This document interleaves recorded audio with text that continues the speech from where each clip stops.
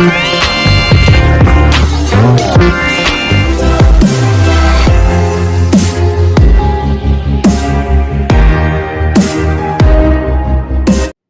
Friends, हम video में पढ़ रहे थे कक्षा 11 एनसीईआरटी बायोलॉजी। वास्तव में हम अध्याय जो पढ़ रहे थे उस अध्याय का नाम था द लिविंग वर्ल्ड, यानी कि जीव जगत।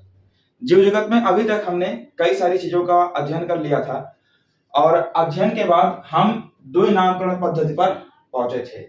द्वि नामकरण पद्धति कैरोलस लिनियस ने अपनी पुस्तक सिस्टेमा नेचुरी में दिया। वास्तविकता में हर एक जगह पर द्वि नामकरण पद्धति ही सफिशिएंट नहीं होती है, पर्याप्त नहीं होती है। इसीलिए कुछ न कुछ स्तरों पर हम त्रिनामकरण पद्धति का भी उपयोग करते हैं।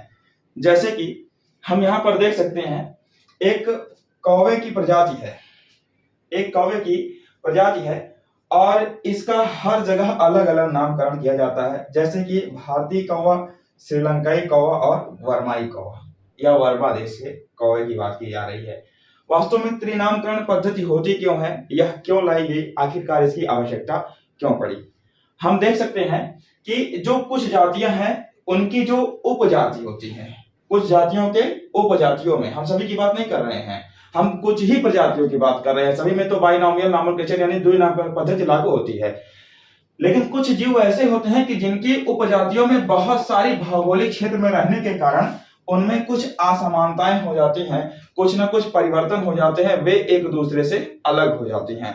और जब वो अलग हो गई तो अर्थात तो उनमें कुछ ना कुछ चेंजेस हो गए, हमको उस चेंजेस को प्रदर्शित करना बहुत ही आवश्यक हो जाता है। तो हमने यही कहा कि ऐसी उपजाति का नाम जीवों के वैज्ञानिक नाम के बाद लिखा जाता है। ठीक है, जब कुछ ना कुछ उनमें परिवर्तन हो गया, उपजातियों में अलग अलग परिवर्तन हो गए, ठीक है ना, जातियों की उपजातियां होती हैं, ठीक है ना। यहाँ पे हम जीनस और स्पीशीज की बात नहीं कर रहे, स्पीशीज की कैटेगरी की बात कर रहे हैं, यानी कि सब स्पीशीज की बात कर रहे हैं। और जैसे जैसे सब स्पीशीज में कुछ ना कुछ परिवर्तन हो जाते हैं, तो इसी सब स्पीशीज के परिवर्तन में, इसी सब स्पीशीज के परिवर्तन को ही हम क्या करते हैं, हम वैज्ञानिक नाम के पश्चात लिख देते हैं और इसको ही हम त्रिनामकरण पद्धति कहते हैं। वास्तविकता में एक बार देख लेते हैं क्या लिखा हुआ है, इसको समझ लेते हैं। लिखा हुआ है, कुछ जीव जातियों की उपजातियों में, यानी कि उनकी जो उपजातियां हैं, विभिन्न भौगोलिक क्षेत्रों में रहने या अन्य कारणों से कुछ असमानताएं आ जाती हैं। अब उनमें कुछ न कुछ बदलाव आ जाते हैं। ऐसी उपजाति का नाम जीवों के वैज्ञानिक नाम के बाद लिखा जाता है। तो ऐसी उपजाति का नाम क्या करेंगे, हम वैज्ञानिक नाम के बाद लिख देंगे, यानी कि द्वि नामकरण पद्धति के पश्चात लिख देंगे। अब इसमें 3 शब्द हो जाते हैं, अतः इसे क्या कहते हैं, त्रिनामकरण पद्धति कहते हैं, यानी कि ट्राइनोमियल नोमेनक्लेचर कहते हैं।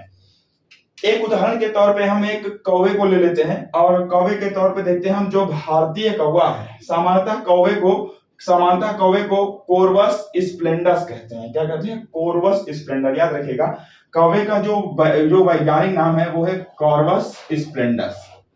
किंतु अगर हम बात करें त्रिनामकरण पद्धति को और अलग अलग देशों में इसी कौवे के बारे में जानकारी प्राप्त करते हैं, तो याद रखिए, भारतीय कौवा जिसमें उपजाति जोड़ा गया, उसको स्प्लेंडस ही उपजाति जोड़ा गया और इसका नाम बन जाता है त्रिनामकरण पद्धति में कोरवस स्प्लेंडस। इसी प्रकार से अगर हम आगे देखते हैं तो श्रीलंकाई कौवे की बात आती है। तो कौवे का तो वैज्ञानिक नाम कोरवस स्प्लेंडस है, लेकिन इसमें जो उपजाति जोड़ी गई है वो प्रोटीगैटस है और ये प्रोटीगैटस जोड़ने के पश्चात इसका नाम बन जाता है कोरवस स्प्लेंडस प्रोटीगैटस। ऐसे ही थोड़ा आगे बढ़ते हैं तो वर्मा में इसी कौवे को, यानी कि उसमें जो कौवे में मॉडिफिकेशन हुआ है कुछ, उसको उस कौवे को कह रहे हैं कोरवस स्प्लेंडर आइसोलेंस।